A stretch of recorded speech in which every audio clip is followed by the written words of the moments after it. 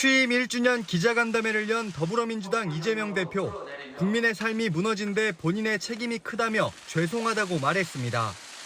퇴행적 집권과 정권의 폭주를 막지 못했다며 윤석열 정권을 향한 국민 항쟁을 벌이겠다고 재차 강조하면서 깜짝 단식 선언을 했습니다. 사 즉 생의 각오로 민주주의 파괴를 막아내겠습니다. 마지막 수단으로 오늘부터 무기한 단식을 시작합니다. 무기한 단식에 돌입한 이 대표는 현 정부에서 고통받는 국민과 아픔에 공감한다는 취지라며 단식을 끝내는 조건이 따로 있는 게 아니라고 설명했습니다. 다만 대통령의 대국민 사과와 후쿠시마 오염수 방류에 대한 반대 입장 표명, 전면적인 국정 쇄신 등 3가지를 요구했습니다. 이 대표는 또 자신을 둘러싼 사법 리스크 의혹에 대해 검찰 스토킹이라고 검찰을 비난했는데 국민의힘은 단식 배경에 이런 사법 리스크를 피하기 위한 의도가 있는 것 아니냐고 의심했습니다. 국민들의 살림을 돌봐야 되는 정기국회 개회를 앞두고 웬 뜬금포 단식인지 모르겠습니다. 그것도 거대 야당을 이끌고 있으면서 직무를 유기하겠다는 것에 이재명 대표의 단식이 알려지자 농성장이 있는 국회 본관 앞에는 이 대표 지지 유튜버와 보수 유튜버 등이 몰려 소동이 벌어지기도 했습니다. 네, 더불어민주당 이재명 대표는 오늘 오전 있었던 취임 1주년 기자회견에서 단식 선언을 했습니다. 이 대표는 먼저 국민의 삶이 무너진 데는 본인의 책임이 가장 크다며 죄송하다고 말을 꺼냈는데요. 퇴행적 집권과 정권의 폭주를 막지 못했다며 윤석열 정권을 향한 국민 항쟁 벌이겠다는 주장 이어갔습니다. 사 즉 생의 각오로 민주주의 파괴를 막아내겠습니다.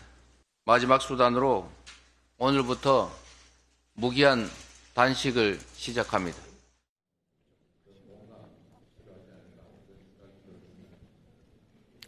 네, 이 대표는 회견을 마치고 오후 1시부터 무기한 단식에 돌입했는데요.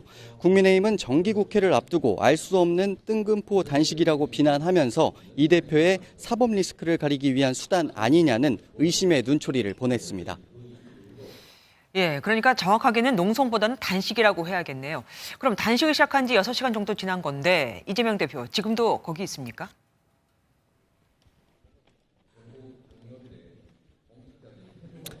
네, 조금 전인 저녁 7시쯤부터 이곳 국회 로텐더홀에는 민주당 의원총회가 시작이 됐습니다. 일본 후쿠시마 원전 오염수 방류를 규탄하고 중단을 촉구하기 위한 농성인데요. 이 대표 현재 지금 모두 발언을 하고 있는 상황입니다. 민주당 의원들은 이곳에서 1박 2일로 대응 방안 등을 놓고 밤샘 토론을 하며 철야 농성하고 내일 아침에 그 결과를 발표하기로 했습니다. 오염수 방류와 관련해 지난 7월에 이어 2번째로 밤샘 농성을 하는 민주당 의원들 향후 야3당과 협력해 여론전을 이어간다는 방침입니다. 검찰은 이재명 대표의 단식 선언에 일체의 다른 고려 없이 수사 상황에 맞게 수사를 진행해 나갈 뿐이라고 밝혔습니다. 백현동 개발 의혹을 수사 중인 서울중앙지검 수사팀은 이 대표에 대한 보강 수사를 진행 중이며 수사 결과를 토대로 구속영장 청구 등 향후 일정을 검토 중이라고 덧붙였습니다. 쌍방울 대북송금 의혹을 수사 중인 수원지검도 다음 달 4일 소환을 통보한 만큼 일정대로 수사를 진행할 전망입니다. 무슨 절도죄를 짓거나 사기죄를 짓거나 이렇게 소환을 받았을 때 단식하면은 수사가 없어지겠습니까? 통상 형사사건은 형사사건대로 진행되는 것입니다. 한 장관은 이 대표의 단식 선언에도 부정적인 입장을 내놨습니다. 개인 비리 수사에 단식으로 맞서는 거 워낙 맥락 없는 일이라서 국민들께서 공감하실지 모르겠습니다. 다만 이 대표는 수원지검의 소환 통보에 반응을 보이지 않고 있는 것으로 전해집니다. 검찰은 백현동 의혹과 쌍방울 대북송금 의혹을 묶어 영장을 청구할 가능성이 큰 것으로 전해졌습니다. 하지만 이 대표의 단식까지 겹치면서 처분이 지연될 가능성이 커졌습니다. 안 기자, 일단 이 대표의 무기한 단식, 예고된 분위기가 좀 있었습니까?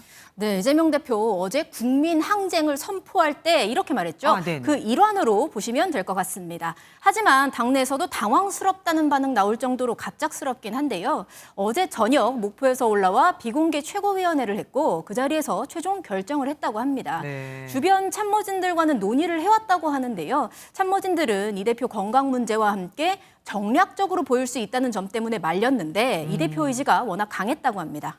보통은 단식이라는 게 목적이 있잖아요. 이렇게 해주면 내가 뭐 이렇게 하겠다. 그런데 그 1시간가량 회견 나온 걸 쭉 봤는데 그런 게 잘 안 보입니다. 네, 3대 요구를 제시하긴 했습니다. 민생 파괴, 민주주의 훼손에 대한 대통령의 대국민 사과와 후쿠시마 오염수 방류에 대한 반대 입장 1000명 등인데요. 윤 대통령이 수용할 가능성 크지 않아 보이죠. 그보다는 지지자들을 향한 메시지라는 관측 나옵니다. 오염수 방류와 홍범도 장군 흉상 이전, 박정훈 전 해병대 수사단장에 대한 영장 청구 등 첨예한 이슈가 산적한 상황에서 야당 대표로서 뭐라도 해야 한다는 판단 있었을 거란 설명입니다. 지지층 결집의 계기도 될 수 있는데요. 이재명 대표 팬카페에선 벌써 동조 단식 얘기가 나오고 있습니다. 네. 여기에 내일부터 시작돼 총선으로 연결되는 정기국회에서 주도권을 뺏기지 않겠다는 의지도 반영된 걸로 보입니다.